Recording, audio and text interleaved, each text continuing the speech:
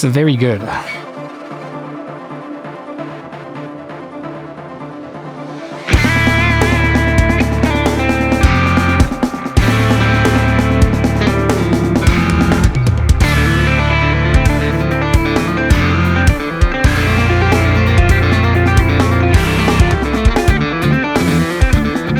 Hi everyone, my name is Joseph Anidjar. I'm a musician from Montreal, Canada, and today we're going to be checking out the Micro-Aggressor. Everything that you heard in the previous clip was recorded using the Micro-Aggressor as an always-on boost into my Friedman twin sister for every sound.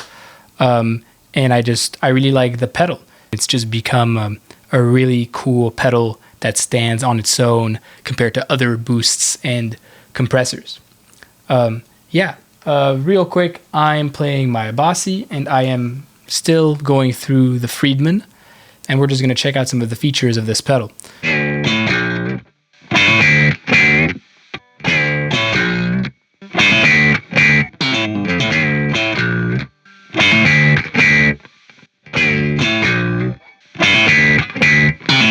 Like I said earlier, this is a boost, but it's more than that. It's two compressors with different circuitry, but it's set up in parallel, so you get two compressor sounds kind of blend together. You get the this side, which I forget what it's called, and the smack side.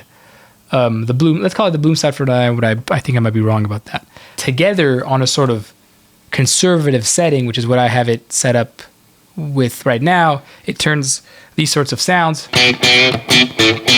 into this.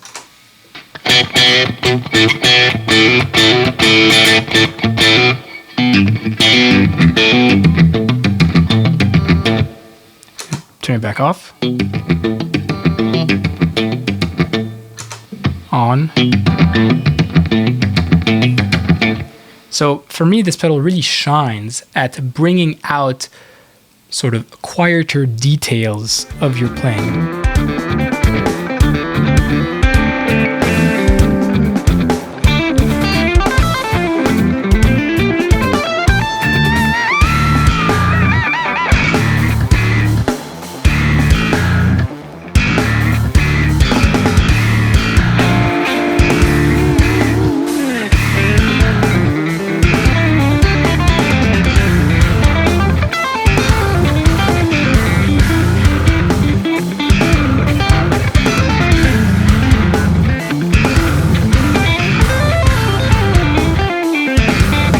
A lot of other modern players are relying on these techniques that are sort of based on really textural, minute movements, right? Think about the selective picking.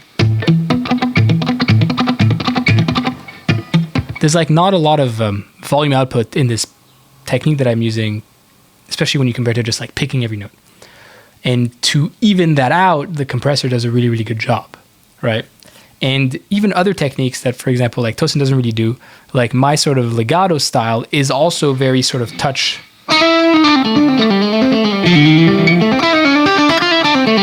This sort of compressor really helps with that as well. Here's with it off.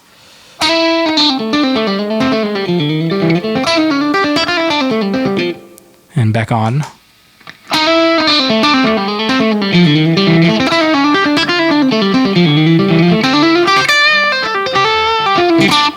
So it kind of just evens out everything. And, you know, when I'm already like trying to barely touch the guitar and put as little effort as possible into everything, that's the sort of thing that I need. I've always been a guy that likes a sort of always on boost in front of my amps. And I've used a lot of different stuff, including that pedal I was referring to, which is what this is based on, and some other stuff as well. But this just solves that issue in a really, really modern guitar sound sort of way, right? There's other compressors that sort of emulate more vintage things, which I also like, but this makes you sound like you're really like living in 2035, which is what Tosin is doing, obviously, with these guitars and everything. This guitar, you know, like the pickups kind of also kind of pushes that sound, right? It kind of has that modern hi-fi, like sort of like, right? Like that sound doesn't really come out from a lot of the other guitars, but this plus this,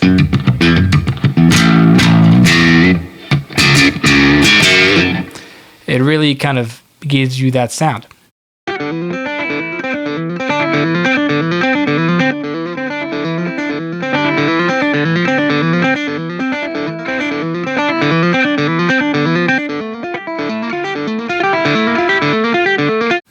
Yeah, so I guess let's kind of talk a little bit about the controls. Like I said, there's two sides. There's the bloom side and the smack side. If I turn down the bloom side and we just use the smack side, here's what it sounds like. Off, on.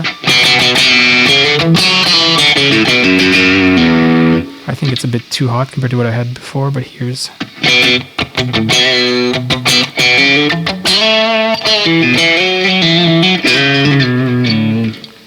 kind of sick. It's very bright, a lot of smack. It's a good name. And then here we do the opposite. Let me set this back up. I gotta make the clarity.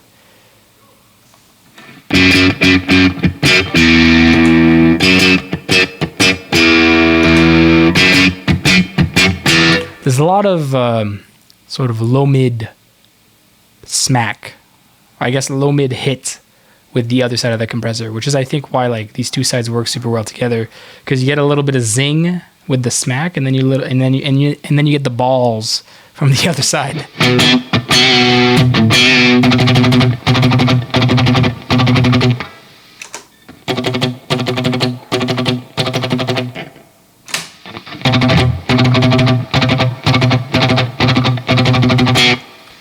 It's a very good.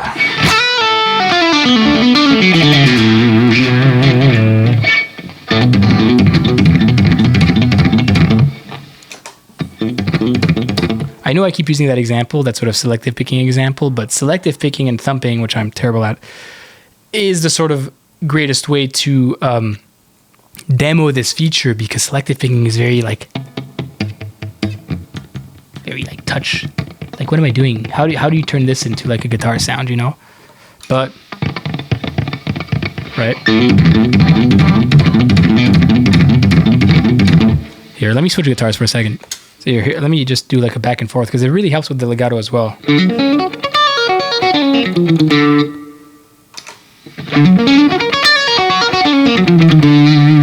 It's really easy to play, actually.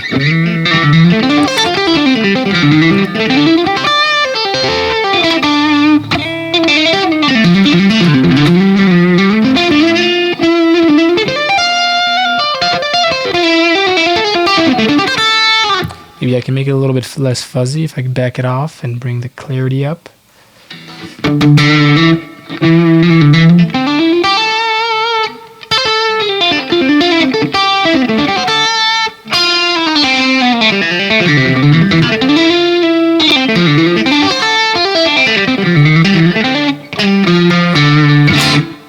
All right, you get the point. It's sick. Get one. You know, I'm a big fan of boosts in front of amps, and the amp already kind of sounds that way with the sort of bounciness of the British sort of sound, but this just accentuates it. And when you're doing these sorts of really touch sensitive, like textural techniques, like the selective picking, the thumping, or the legato, or anything else, right? Like even the right. It just gives you a lot of help, like behind the note. So yeah, if this is a problem that you're trying to solve, and I know a lot of people have that issue, this is the sort of thing to look into. My name is Joseph Anidjar. I'm a musician from Montreal, Canada. Thanks for watching. Happy playing, and I'll see you guys in the next one, okay? All right. Peace.